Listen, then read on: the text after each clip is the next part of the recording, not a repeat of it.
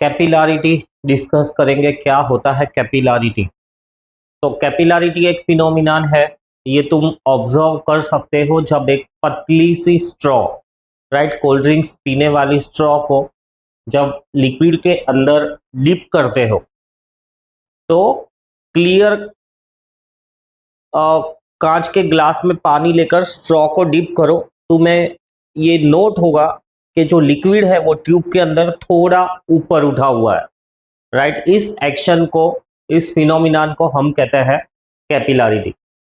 So tube with fine and uniform bore. Fine का मतलब है कि एकदम पतला, यूनिफॉर्म, राइट। बोर मतलब कि काफी पतली ट्यूब, जैसे मैंने कहा कि स्ट्रॉ, राइट। स्ट्रॉ तो फिर भी हम इतनी रिलायबली नहीं कह सकते कैपिलरी ट्यूब, बट कांच की वैसी जो कि लैब वगैरह में यूज होती है तो उसको हम कैपिलरी ट्यूब कह सकते हैं। काफी पतली होती है, राइट। अंदर स्पेस भी काफी पतला होता है, मतलब कि वो ट्यूब का रेडियस भी काफी कम होता है। ऐसी पतली सी स्ट्रॉ या पाइप को हम कहेंगे कैपिलरी ट्यूब।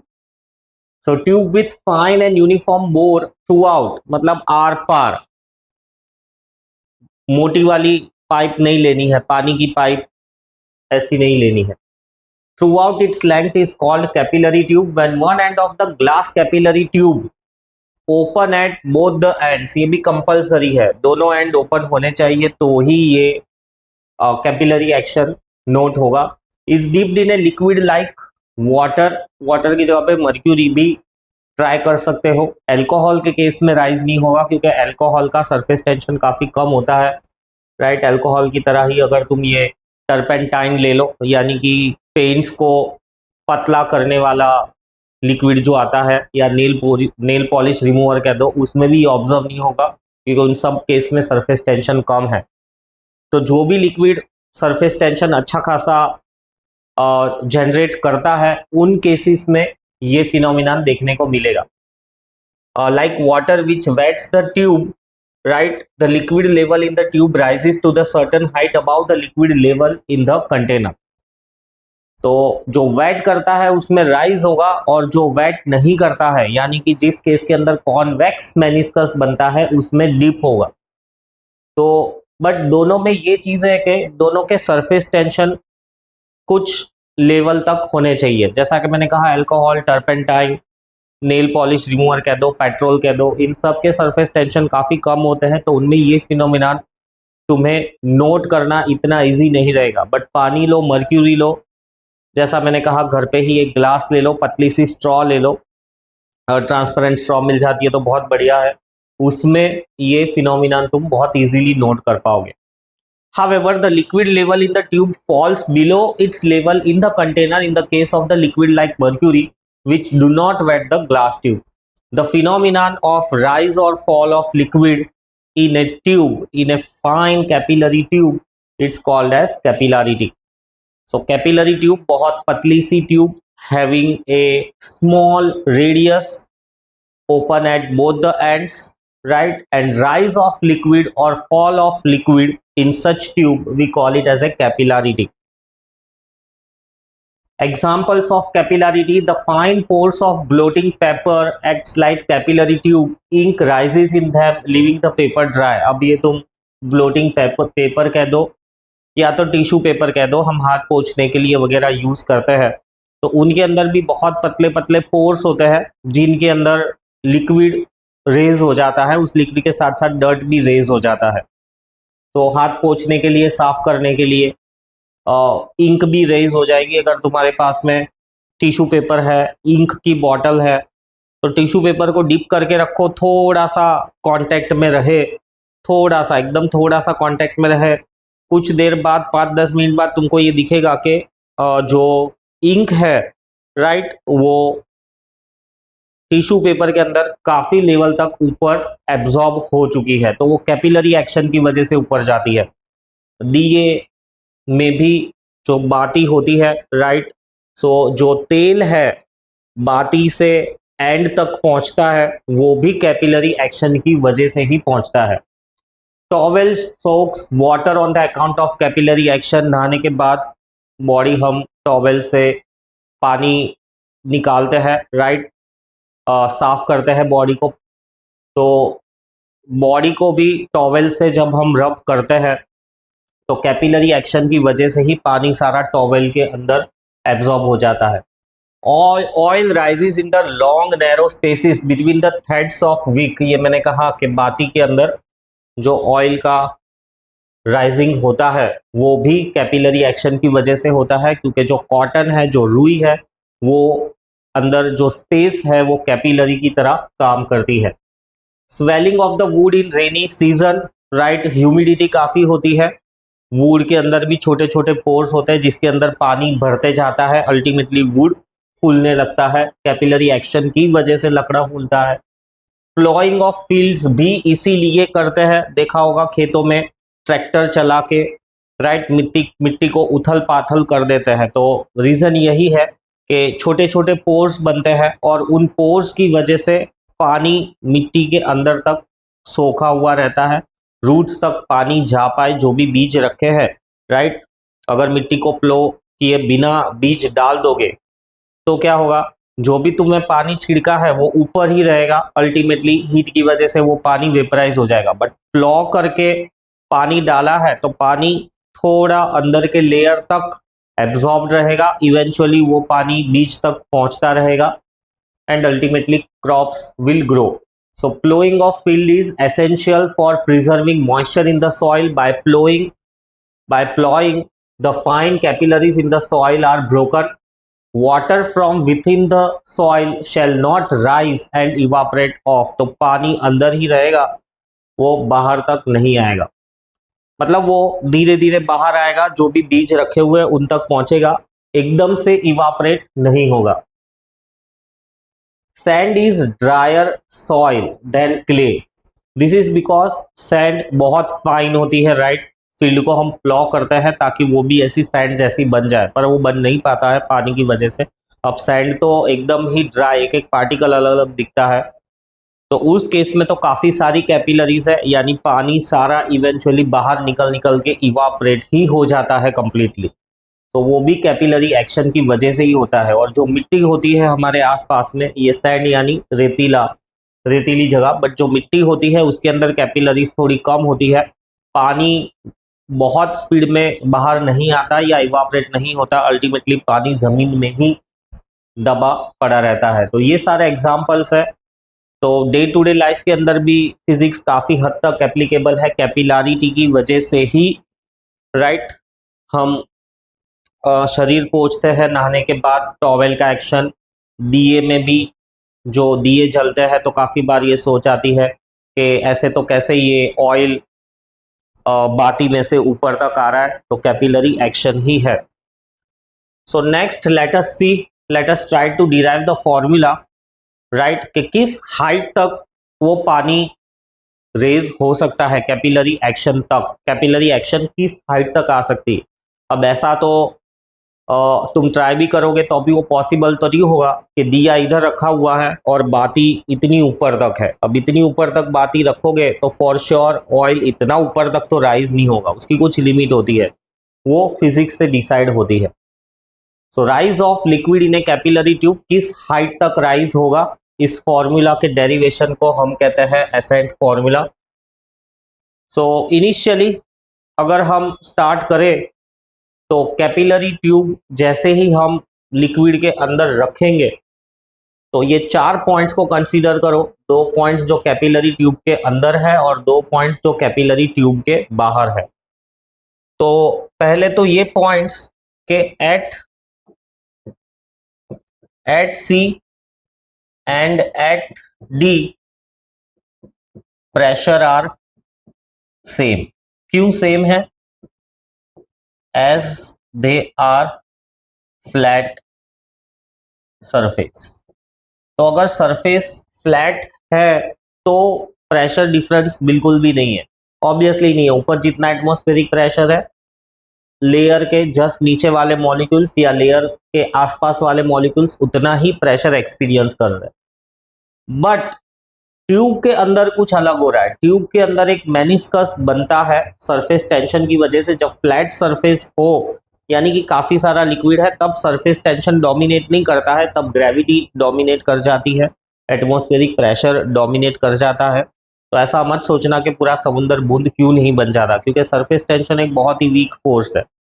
कम मॉलिक्यूल्स हो, राइट, जैसे कि एक बूंद, तब जाके सरफेस टेंशन ग्रेविटी और एटमॉस्फेरिक प्रेशर दोनों को डोमिनेट कर पाता है और बूंद बनती है। सो जब सरफेस फ्लैट है तब प्रेशर सेम ही रहता है, लेकिन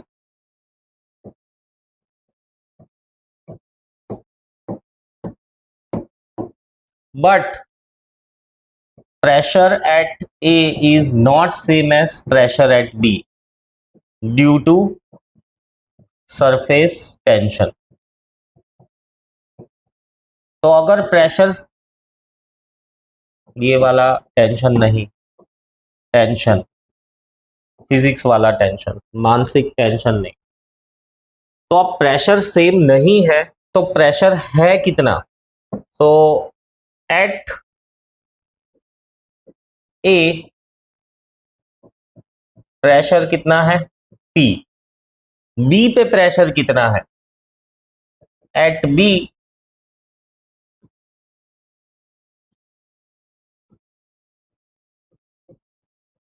कितना है? बी पे प्रेशर, जो एटमॉस्फेरिक प्रेशर है वो तो एक्ट होगा ही जस्ट नीचे भी, but surface tension, right, surface tension उस प्रेशर को घटा देगा, राइट। जो भी सरफेस है उसके ऊपर तुम टेंशन ड्रॉ करो, ये आगे ऑलरेडी डिस्कस किया। ऐसा सरफेस है, इस पर अगर मैं टेंशन ड्रॉ करता हूं तो इस तरफ सरफेस टेंशन, इस तरफ सरफेस टेंशन, राइट, इसका रिजल्टेंट नेट ऊपर की तरफ आएगा, नेट रिजल्टेंट ऊपर की तरफ आएगा। तो ये सरफेस टेंशन का रिजल्टेंट एटमॉस्फेरिक प्रेशर को कम कर देता है। तो P माइनस, और सरफेस टेंशन का फॉर्मूला 2S/R, सिंगल सरफेस है, डबल सरफेस होता है तो 4S/R, राइट। अब प्रेशर डिफरेंस है, प्रेशर डिफरेंस है तो लिक्विड इक्विलिब्रियम में नहीं है। Due to pressure difference liquid at B is not in equilibrium. Pressure difference रहेगा मतलब कि कुछ ना कुछ फोर्स एक्ट करेगा, राइट। तो ये पॉइंट बी पे जो लिक्विड है वो इक्विलिब्रियम में नहीं है। अब इक्विलिब्रियम को एस्टैब्लिश करने के लिए लिक्विड अपने आप क्या करता है? To establish equilibrium, to establish equilibrium, liquid rises up so as to equalize to atmospheric pressure। ये लिक्विड अपने आप को उठाएगा कुछ हाइट तक, so that pressure at B becomes pressure at A, hence pressure at B becomes pressure at A। Value substitute करें इसमें तो प्रेशर एट बी अब कितना हो जाएगा?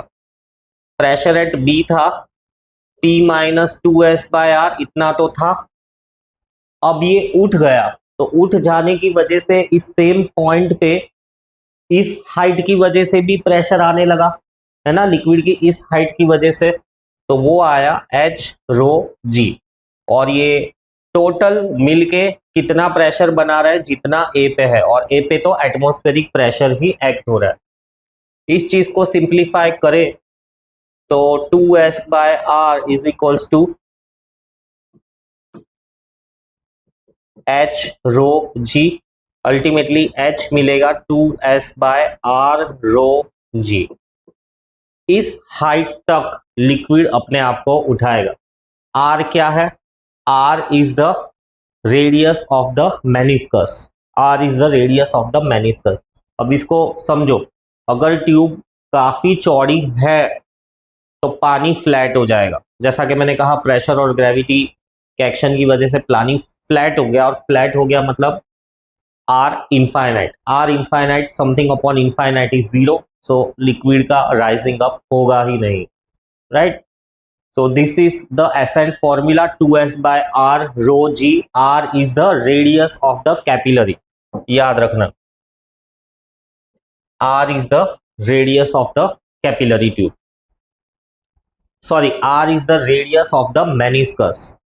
जो ये मेनिस्कस बना है उसका रेडियस है. फ्लैट होगा तो meniscus infinite ultimately at h0. when liquid is flat, right, r is equals to infinite, which implies that h will be 0. It happens when tube is very wide. फिर इसके बाद में हम मेनिस्कस का radius और tube के radius के बीच में रिलेशनशिप निकालते हैं, राइट. सो कुछ ये वाला फिगर हम कंसीडर करेंगे. r is the radius of the meniscus and this r is the radius of the tube. ये जो एंगल है, कौन सा एंगल है, कौन सा सरफेस टेंशन है, ये SSL है, SLA है या SLS है. This is the surface tension due to liquid and air. Liquid और एयर की वजह से ये सरफेस टेंशन है. लिक्विड और सॉलिड की वजह से surface tension due to liquid and solid की वजह से नीचे की तरफ surface tension due to air and solid ऊपर की तरफ. तो ये वाला जो एंगल थीटा है वही एंगल यहाँ पर थीटा मिलेगा. वो ज्योमेट्री तुम खुद से समझ लो. तो हमको ये रिलेशन मिलता है cos theta, right, will be equal to base upon hypotenuse. So r is equals to r cos theta. So formula को अगर हम मॉडिफाई करें तो h will be equal to 2s. Capital R की जगह पे हम सब्स्टिट्यूट करेंगे r रो g और cos थीटा ऊपर चला जाएगा. सो ये फॉर्मूला हो गया in the terms of radius of the tube. In the terms of radius of the tube. और ये फॉर्मूला है in the terms of radius of the meniscus. फिर नेक्स्ट है rise of the liquid in A tube of insufficient length. Insufficient length मतलब कि इस tube के अंदर पानी रेज हुआ. अब दिमाग में ऐसा सवाल आता है कि सपोज मैं ट्यूब इधर से कट कर दूं तो क्या होगा, पानी इधर से रेज होके गिरने लगेगा. ट्राई करके देखना, पर पानी गिरेगा तो नहीं. अगेन फिजिक्स है. क्या फिजिक्स है, ये फॉर्मूला है h is equals to 2s upon r rho g. Rho किसकी डेंसिटी है, ग्लास की, एयर की कि लिक्विड की. समझने वाली बात है, ये लिक्विड की डेंसिटी है, राइट. अब इसमें से अगर ट्यूब की लेंथ इनसफिशिएंट है, इसको मैं थोड़ा रीअरेंज करता हूं, रो जी. अब ट्यूब का जो मटेरियल है, लिक्विड का जो मटेरियल है, राइट, उसका सरफेस टेंशन तो कांस्टेंट रहने वाला है, लिक्विड की डेंसिटी कांस्टेंट रहने वाली है, ग्रेविटी भी कांस्टेंट रहने वाली है. Ultimately H R is equals to constant. अब H R is equals to constant में से हमको क्या समझ में आता है, हमको ये समझ में आता है कि H is inversely proportional to R.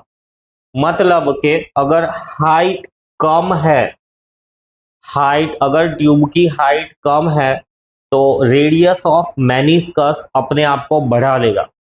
मतलब कि अगर हाइट सफिशिएंट लंबी होती तो मेनिस्कस अपने आप को मेंटेन करता, बट क्योंकि हाइट छोटी सी है तो rather than having a laser radius, right, ये जो सरफेस है फ्लैट हो जाएगा.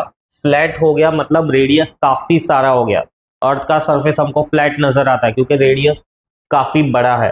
तो वैसे ही सरफेस अपने आप को फ्लैट कर लेगा, रेडियस बढ़ा लेगा और हाइट कम कर देगा. सो जो हमारा एजम्पशन है कि ट्यूब को काटने से लिक्विड ओवरफ्लो करेगा, ऐसा नहीं है.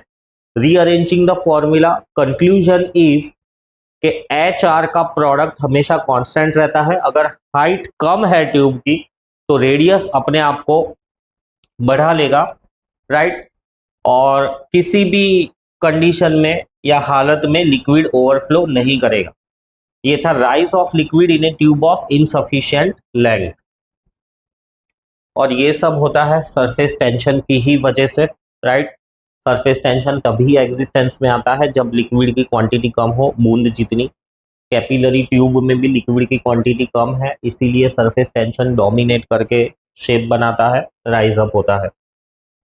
variation in the surface tension, the presence of impurities either on the liquid surface, right, or dissolved in it considerably affects the force of surface tension. Depending upon the degree of contamination, a highly soluble substance like salt, when dissolved in water, increases the surface tension of the water, but sparingly soluble substance like phenol, when dissolved in water, decreases the surface tension of the water. मतलब कि salt add करने से बूंद बनेगी और phenyl जैसी चीज add करने से बूंद नहीं बनेगी। इसीलिए हम पोछा मारते वक्त, हम नहीं, सफाई वाले पोछा मारते वक्त फिनॉल ऐड करते हैं। फिनॉल से ये होता है कि जो भी सरफेस है उसके छोटे छोटे दरार होने में भी लिक्विड पहुंचता है, सफाई होती है। और फिनॉल एक डिसइंफेक्टेंट भी है, तो कोई कीटाणु जर्म्स है तो वो भी साफ हो जाता है। तो पानी में फिनॉल मिलाना, पोछा करना, वो भी सरफेस टेंशन की वजह से ही होता है। Surface tension of the liquid decreases with the rise of temperature. Temperature बढ़ेगा, राइट, सरफेस टेंशन घटेगा। Temperature is inversely proportional to the surface tension, is directly proportional to the angle of contact. तो angle of contact का जो variation है वो surface tension के साथ inverse related है, तो ये ध्यान रहना चाहिए। टेम्परेचर बढ़ेगा, सरफेस टेंशन घटेगा, एंगल ऑफ कांटेक्ट बढ़ जाएगा।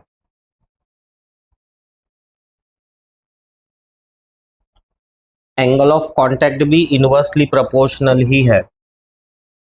ये कुछ कुछ लिक्विड पैर के लिए थोड़ा कॉन्ट्राडिक्टरी है, बट कंसेप्चुअली यही एग्जिस्ट करेगा कि अगर टेम्परेचर बढ़ा दिया है, राइट, टेम्परेचर के बढ़ने की वजह से मॉलिक्यूल्स के पास ज़्यादा काइनेटिक एनर्जी आ जाएगी। ज़्यादा काइनेटिक एनर्जी की वजह से सरफेस टेंशन एग्जिस्ट नहीं कर पाएगा, और जब सरफेस टेंशन ही नहीं है तो बूंद नहीं है, और बूंद नहीं है तो एंगल ऑफ कांटेक्ट भी काफ़ी कम है, राइट। फिर से एक और बार ड्रॉ करके बता देता हूँ एंगल ऑफ कांटेक्ट। ये होगा एंगल ऑफ कांटेक्ट। तो एंगल ऑफ कांटेक्ट बड़ा होना चाहिए बूंद के लिए, पर टेम्परेचर के बढ़ने के साथ साथ वो फैल जाएगा rather than making a drop. The surface tension of the liquid decreases with the rise in temperature. The surface tension of the liquid is zero at its boiling point. उबलता हुआ पानी कभी भी बूंद नहीं बनाएगा, and it vanishes at the critical temperature. At critical temperature, the intermolecular forces for liquid and gases become equal, and liquid can expand without any restriction. For small temperature differences, the variation in surface tension with the temperature is linear and is given by, so surface tension का variation temperature के साथ में, मैंने जैसे कहा कि ये थोड़ा मतलब इतना सिंपल भी नहीं है कि भाई कैसे वो चेंज होगा। It again depends upon the nature of the liquid. However ये एक फॉर्मूला एग्जिस्ट करता है, S T is the surface tension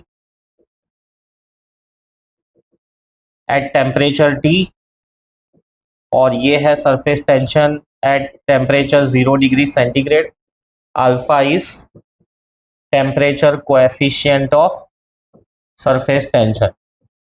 कुछ कुछ लिक्विड्स ऐसे भी है कि जिसमें पहले बढ़ता है सरफेस टेंशन, फिर घट जाता है, राइट। हावेवर इस चीज को तुम जनरली दिमाग में रख सकते हो rather than mugging up the special case. Temperature बढ़ेगा तो सरफेस टेंशन घट ही जाएगा।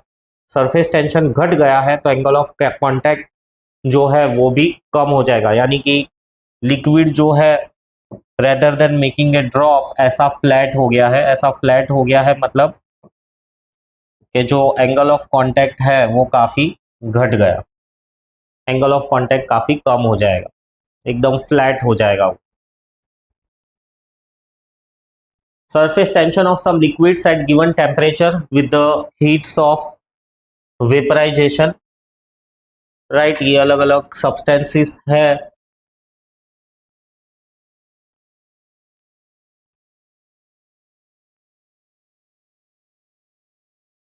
अलग अलग substances के। तो जैसे जैसे सरफेस टेंशन बढ़ता है, बूंद बनने की जो कैपेसिटी है बढ़ती जाती है। मर्क्यूरी का सरफेस टेंशन काफ़ी ज़्यादा है, बूंद बनाता है ये। हीलियम जो कि गैस है, सरफेस टेंशन ऑलमोस्ट नहीं के बराबर है, बूंद नहीं बनाता है। तो जस्ट एक आइडिया है, मगर कुछ नहीं करना है इसमें से। डिटर्जेंट एंड सरफेस टेंशन, तो पानी का कुछ ना कुछ सरफेस टेंशन है, पर उस सरफेस टेंशन को हम एडजस्ट कर सकते हैं। कैसे एडजस्ट कर सकते हैं? पानी के अंदर डिटर्जेंट मिला के, जैसे अभी देखा कि पानी के अंदर फिनॉल मिलाते हैं, राइट, तो सरफेस टेंशन घट जाता है ना। Phenol decrease is the surface tension, यानी फ्लैट हो जाएगा। वैसे ही पानी के अंदर कपड़े भिगोगे तो कपड़े साफ नहीं होंगे, क्योंकि पानी के पास कुछ ना कुछ सरफेस टेंशन है, वो छोटे छोटे पोर्स के अंदर जा नहीं पाएगा, डर्ट को खींच नहीं पाएगा। छोटे छोटे पोर्स में भी पानी को भेजना है तो उसका सरफेस टेंशन खत्म करना पड़ेगा, और वो सरफेस टेंशन खत्म करने के लिए हम उसके अंदर डिटर्जेंट मिलाते हैं। So dirty greasy stains on the clothes cannot be cleared by simply washing the clothes in water. This is so because water does not find its contact with the greasy dirt and hence cannot wet the such surfaces. By adding the detergent or soap to water, the greasy dirt from the clothes can be easily cleaned, which has been explained below. The molecules of the soap or detergents are like hairpins, right. अब ये जो hairpin type का जो shape है, कुछ ऐसा है कि ये रहा, कुछ ऐसा स्पर्म जैसा दिख रहा है, बट ये स्पर्म नहीं है। अब इसके अंदर जो ये आगे वाला हिस्सा है ये पॉजिटिव रहता है, पीछे वाला हिस्सा नेगेटिव रहता है। ये आगे वाला हिस्सा जो है हाइड्रोफिलिक, फिलिक यानी वाटर लवर, और ये फोबिक, फोबिक यानी उसको पानी पसंद नहीं है।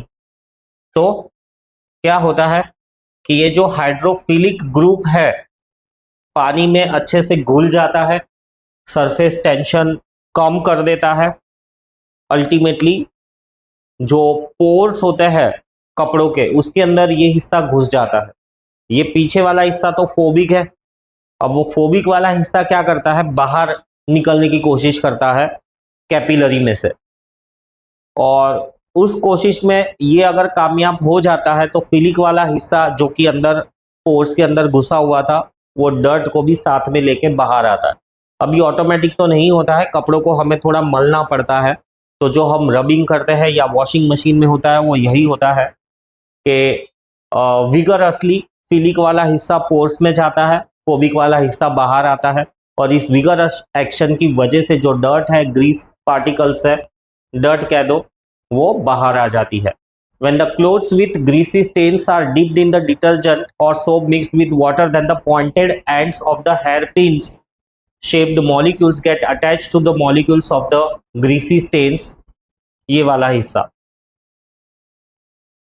As a result of it, the water comes in the contact with the greasy stains, जो ये greasy stains pores के अंदर होते हैं वो वाले। Thus a water greasy dirt interface is formed.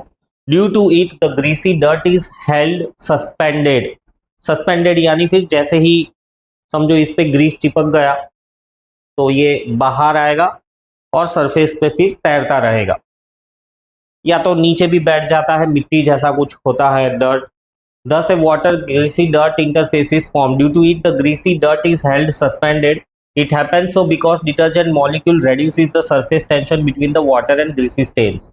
When clothes are rinsed in water यानी वही मैंने कहा कि जो vigorous action होता है, right, greasy dirt is washed away by the running water. So फिर कपड़ों को निकालो, 2-3 बार पानी में धो, साबुन जाएगा, साबुन के साथ साथ जो ग्रीसी स्टेन है वो भी साबुन के पार्टिकल्स के साथ अटैच होके निकल जाएगा। Applications of the surface tension. Since surface tension of the soap solution is low, It can spread over a large area, hence it can wash clothes more effectively. Hot soap solution proves still better, right? तो कंबल वगैरह है, कुछ कपड़े ऐसी bedsheet वगैरह जो कि रेगुलर वॉश नहीं होती है, 10-15 दिन में एक बार वॉश होती है, तो उनको गर्म पानी में साबुन डाल के भिगो के रखते हैं, क्योंकि गर्म पानी सरफेस टेंशन को कम करता है, सोप भी सरफेस टेंशन को कम करता है, और काइनेटिक एनर्जी भी होती है पानी में, तो काफ़ी हद तक सफाई अच्छे से हो जाती है। For the same reason, surface tension of the all lubricating oils and paint is kept low. Lubricating oil, engines में जाने वाला पेंट, इनका भी surface tension, इनके भी बूंदे नहीं बनती है,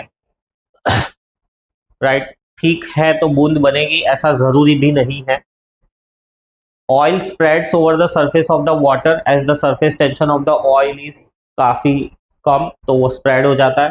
Stormy waves at the sea are calmed by pouring oil on the sea water, right? Oil sea water पे रखने से surface tension पानी का कम हो जाता है, waves को बनने में दिक्कत आती है। In shouldering, addition of the flux, electronics parts को ऐसे शोल्डर करते हैं, फ्लक्स की डिब्बी होती है, फ्लक्स लगाने से सरफेस टेंशन कम हो जाता है टीन का, और वो जो टीन होता है वो अच्छे से फैल जाता है उस एरिया में। इलेक्ट्रॉनिक वेल्डिंग भी कहते हैं इसको। एंटीसेप्टिक्स लाइक डेटॉल या ऐसा सेवलॉन या कोई भी चीज़ कह दो, इनका भी सरफेस टेंशन काफ़ी कम रहता है, सो दैट हम घाव पर डालें इसको तो बहुत सारी जलन हो इसलिए नहीं, घाव पर डालने से वो जितना भी पार्ट है उस पार्ट में बहुत इजीली फैल जाएगा, राइट? डिसइंफेक्टेंट का काम करेगा। काफ़ी है आज के लेक्चर के लिए इतना। नेक्स्ट लेक्चर में हम 2 बबल्स मिक्स होंगे तो नया जो बबल बनेगा उसका रेडियस कितना होगा, और कुछ न्यूमेरिकल्स का डिस्कशन करेंगे। तब तक के लिए ये चीज़ें रिवाइज करो।